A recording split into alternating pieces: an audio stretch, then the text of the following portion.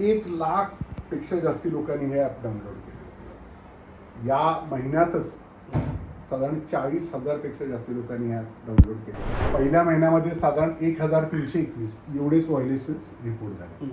हळूहळू वाढत 5,000च्या आसपास गेले आणि आता खाली जर आपण बघितलं तर कालच्या एका दिवसामध्ये 3,144 इतके व्हायोलेशन्स पुणेकरांनी पाठवलेले. पण हे तुम्ही नाही, मी जरी गेलो आणि माझी गाडी पार्क असेल मलाही चालान होणार आहे आता, तर त्यातून मी सुद्धा सुटू शकत नाही. कुठलाही सामान्य पुणेकर तुमच्यावर नक्की, अगदी बरोबर. हा अधिकार आहे सगळ्यांचा. PTP ॲप डाउनलोड करण्यासाठी अतिशय सोपं आहे. हा अँड्रॉइडचा फोन आहे, याच्यामध्ये प्ले स्टोअर किंवा ॲपल फोन असेल तर ॲप स्टोअरवरती तुम्हाला हे डाउनलोड करता येईल. आता बघा, मी प्ले स्टोअर उघडतो, त्या ठिकाणी PTP हे टाकलं तर इमिजिएटली तुम्हाला इथे हे ॲप दिसतं, ज्याला इन्स्टॉल मी म्हणलं. फ्री ॲप आहे, याला कुठलेही पैसे आपल्याला लागणार नाही आणि इमिजिएटली हे डाउनलोड होतं, कारण त्याचा साईजसुद्धा छोटा आहे. ॲप डाउनलोड केल्यानंतर तुम्हाला याच्यामध्ये आपला नंबर टाकावा लागेल. आपण नंबर टाकला की इमिजिएटली तुम्हाला हा पेज आपल्याला उघडेल आणि या पेजमध्ये आपल्याला दिसेल माय व्हेकल, माय ई चलान आणि ग्रीव्हन्स. म्हणजे पहिल्यांदा तुम्ही स्वतःची काळजी घ्या की तुमच्या वाहनांवरती तर ई चलान पेंडिंग नाही आहे ना, हे बघणं गरजेचं आहे. या व्यतिरिक्त क्विक रिपोर्टिंग आणि रिपोर्ट व्हायोलेशन्स हे जे 2 सेक्शन्स आहे, याच्यावरती तुम्ही इतरांनी ज्यांनी व्हायोलेशन केलेलं आहे या संदर्भात पोलिसांना माहिती देऊ शकता. इथे रिपोर्ट इन्सिडंट आहे, याच्यामध्ये ज्या काही घटना झालेल्या आहे त्या घटना तुम्ही घेऊ शकता. आता इथे आपण क्विक रिपोर्टिंग केलं तर पटकन जे दिसेल त्या वाहनाचा आपण फोटो काढला आणि हा यूज करायला सांगितला. तिथे गाडीचा नंबर आपल्याला भरायचा आहे, हे भरून आपण सबमिट केलं की इमिजिएटली तुमचं चलान पोलिसांच्याकडे जाईल आणि पोलिसांच्याकडे गेल्यानंतर 24 तासाच्या आत हे योग्य आहे का अयोग्य हे आम्ही ठरवू, त्याच्याप्रमाणे चलान जनरेट होईल आणि हे तुम्हाला सुद्धा आम्ही कळवू की चलान जनरेट झालेलं आहे. या व्यतिरिक्त इन्सिडंट जे आहेत, म्हणजे कुठं वॉटर लॉगिंग झालं असेल, कुठं झाड पडलं असेल, कुठं गाडीचा ॲक्सिडेंट झालेला आहे किंवा एखादं वाहन बंद पडलेलं आहे, याची सुद्धा माहिती तुम्ही पोलिसांना देऊ शकता आणि पोलीस मग तिथे त्यांची टीम पाठवून इमिजिएटली त्या ठिकाणी ट्रॅफिक जॅम असेल तर ते रिझॉल्व्ह करायला किंवा एखादी गाडी बंद पडली असेल तर क्रेन घेऊन जाऊन त्या ठिकाणी ती काढून वाहतूक कोंडी थांबवण्यासाठी मदत करू शकतो. म्हणजे सर, ट्रॅफिक पोलिसांकडे तक्रार किंवा पोलिसांकडे तक्रार केल्यापेक्षा नागरिकांनो, आता तुम्हीच ट्रॅफिक पोलिसांचं काम करा आणि तुम्हीच तुमची जबाबदारी पार पाडा. तुम्हाला जिथे चुकीचं दिसेल तिथे तुम्ही कंप्लीट करा. 24 तासात आम्ही कारवाई करण्यासाठी सज्ज होतो. काय होत होतं, पुण्यामध्ये वाहतूक पोलिसांची संख्या फक्त 1200. अनेक नागरिक ट्विटरवर असेल, व्हॉट्सॲपवर असेल, SMS माध्यमातून पोलिसांच्याकडे तक्रार करायची की या माणसाने माझ्या दुकानासमोर, माझ्या घरासमोर गाडी लावलेली आणि माझा ॲक्सेस बंद केलेला. आता याला पोलिसांना काहीच करता येत नव्हतं, कारण तिथं टीम पाठवणं हे शक्य नव्हतं. आता फक्त एक फोटो काढला, कुणी फुटपाथवरती गाडी केली, हा फोटो पाठवला तर पोलीस त्याचं चलान जनरेट करतात आणि पोलिसांनी जनरेट केलेलं चलान आणि तिथं जाऊन पोलिसांनी केलेलं चलान याच्यामध्ये कोणताही फरक नाही, कारण हे एव्हिडन्स बेस्ड आहे. तुमच्या गॅलरीतून एक तर तुम्हाला फोटो पाठवता येत नाही, तुमचा फोटो फक्त या ॲपमधूनच पाठवला जाईल आणि हा फोटो ज्यावेळी येईल त्यावेळी GPS लोकेशन हे सुद्धा तिथं असेल, टाईम असेल त्यामध्ये आणि व्हायोलेशन जे दिसतं त्याप्रमाणे पोलीस इमिजिएटली त्याचं चलान जनरेट करतात. जर ते नसेल, योग्य नसेल, पोलीस सांगतात की हे तुम्ही कळवलेलं व्हायोलेशन योग्य नाही आहे. आपण जर बघितलं, पुणेकरांनी याचा वापर खूप चांगल्या पद्धतीने केला आहे. म्हणजे माझ्याकडे साधारण 2 लाखाच्या आसपास आत्तापर्यंत व्हायोलेशन जे रिपोर्ट झालेले आहेत. किती दिवसात? हे याला साधारण 6 महिने लागले. म्हणजे सुरुवातीला महिन्याला 3,000 रिपोर्टिंग होत होतं, आता दिवसाला 3,000 रिपोर्टिंग होतं. किती लोकांनी सर ॲप डाउनलोड? आता 1,00,000पेक्षा जास्ती लोकांनी हे ॲप डाउनलोड केले. या महिन्यातच साधारण 40,000पेक्षा जास्ती लोकांनी हे ॲप डाउनलोड केलेलं आहे आणि लोक याचा वापरही करतात. अनेक ठिकाणी असं दिसतंय की रस्त्यावरती, फुटपाथवरती लागणाऱ्या गाड्याचं प्रमाण आता एकदम अल्प झालेलं आहे. 1200 पोलीस आणि आता 1,00,000पेक्षा जास्ती पोलीस, हा फरक आहे. तर पुणेकरच पोलीस झालेले आहेत. तर त्याच्यामुळे माझ्याकडे जे वाहतूक कोंडी असेल, वाहतुकीला जो त्रास असेल, मला चालताना मध्ये गाडी लावतात किंवा फुटपाथवरून गाडी सुद्धा चालवणारी लोक आहेत, याच्यावरती जर अंकुश आला तर एक सेफ शहर होण्यामध्ये म्हणजे आता असं म्हणतात की सावधान पुणेकर तुम्हाला बघतायत, असंच एकंदरीत मत. जागरूक पुणेकर बघतायत हे म्हणणं गरजेचं आहे. सर एक डेटा जर बघितला आपण कालच्या तारखेचा, तर किती कंप्लीट आल्या आणि त्याचा निपटारा 24 तासात किती झाला? बघा, जून महिन्यात याची सुरुवात झाली. पहिल्या महिन्यामध्ये साधारण 1321 एवढेच व्हायोलेशन्स रिपोर्ट झाले. हळूहळू वाढत 5000च्या आसपास गेले आणि आता खाली जर आपण बघितलं तर कालच्या एका दिवसामध्ये 3144 इतके व्हायोलेशन्स पुणेकरांनी पाठवलेले आहेत. आणि आश्चर्य बघा, 23 फेब्रुवारीच्या आधीच एक सुद्धा चलन पेंडिंग नाही. आणि काल सुद्धा 3144 पैकी काल रात्री 12, ही रात्री 12ची आकडेवारी असते, याच्यापैकी साधारण 2100च्या आसपास ऑलरेडी चलन आयदर जनरेट झाले किंवा 666 नाही झाले, की याच्यामध्ये योग्य एव्हिडन्स नव्हता. तर त्याचा निकाल लागलेला आहे आणि 977 पेंडिंग होते, जे सकाळी 9 वाजेपर्यंत 0 झालेले. त्यामुळं आम्ही जे आश्वासन देतो की 24 तासाच्या आत आपण पाठवलेल्या व्हायोलेशन्सवरती आम्ही निर्णय घेऊ, ते आम्ही पहिल्या दिवसापासून करतोय.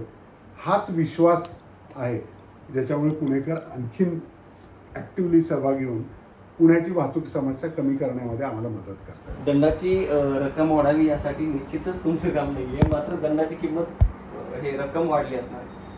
दंडाची रक्कम वाढलेली आहे, पण दंडाच्या रकमेपेक्षा महत्त्वाचं रस्त्यावरती दृश्य पद्धतीनं चेंजेस होताना दिसत आहे. मी असं नाही म्हणणार सगळं छान झालेलं आहे, तिथं सुरुवात आहे. आता एवढ्या मोठ्या प्रमाणावरती लोक आलेले, आता गाडी पार्क करताना फुटपाथवरती आता लोक विचार करायला लागले की पोलीस आहे म्हणून मी नियम पाळायचा तर नाहीये, नियम हे माझ्यासाठी आहे.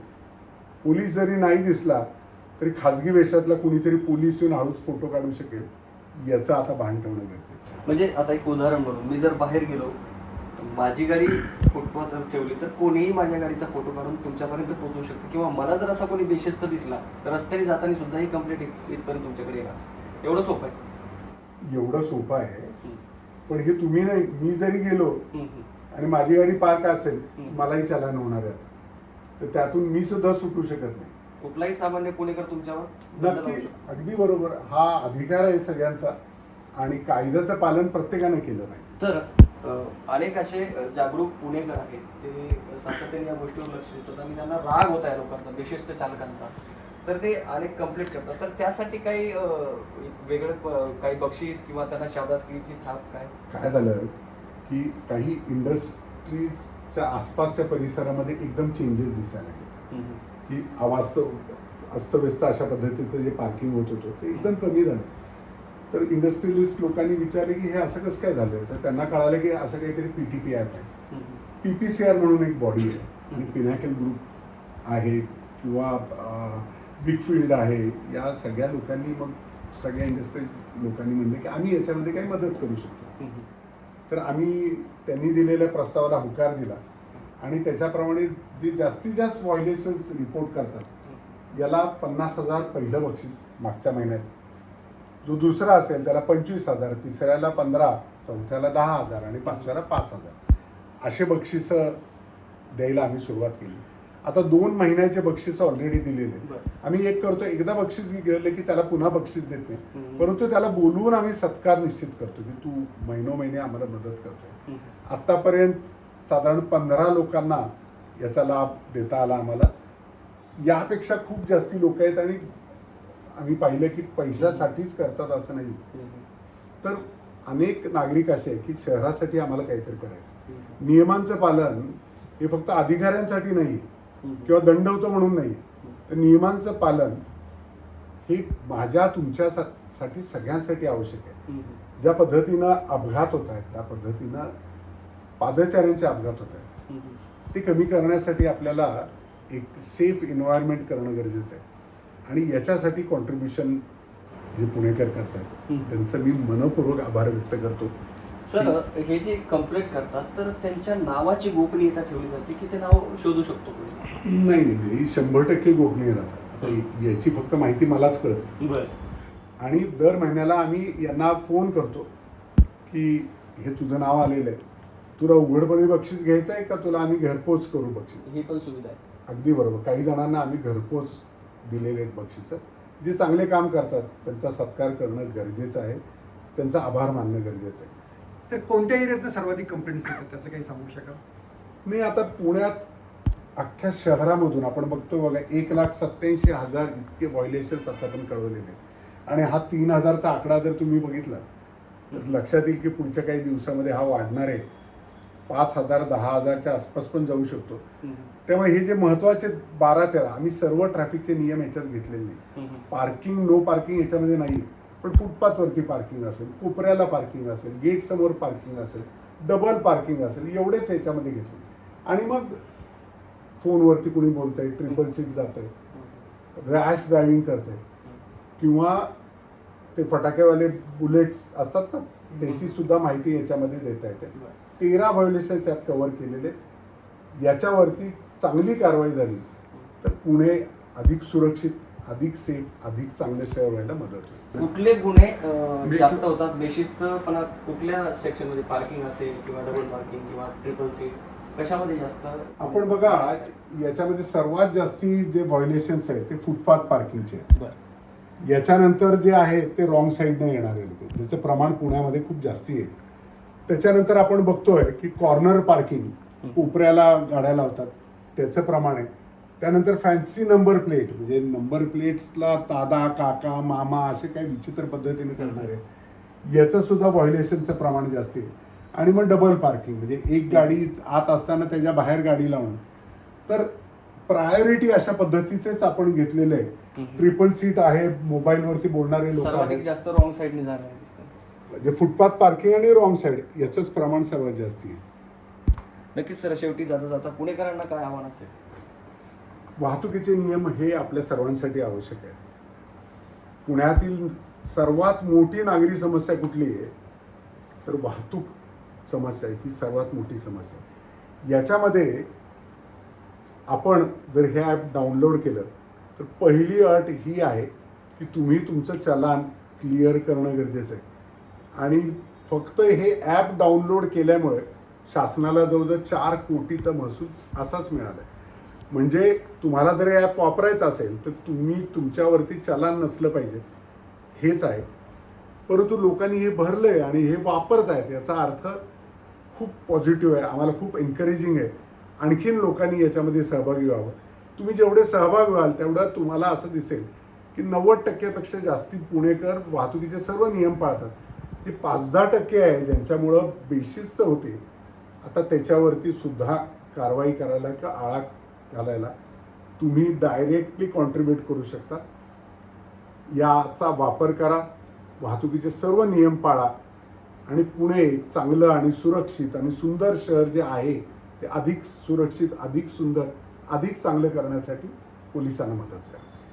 धन्यवाद सर, तुम्ही ट्रॅफिकच्या विषयावर सर्व माहिती दिली. ट्रॅफिक क्यूअर असेल, PTP ॲप असेल, या माध्यमातून पुणे वाहतूक पोलीस हे त्यांच्या पद्धतीने प्रयत्न करतायत. आशा आहे की पुणेकर नियम पाळतील आणि हे जे आकडे दिसतात या आकड्यामध्ये त्यांचा नंबर येणार नाही.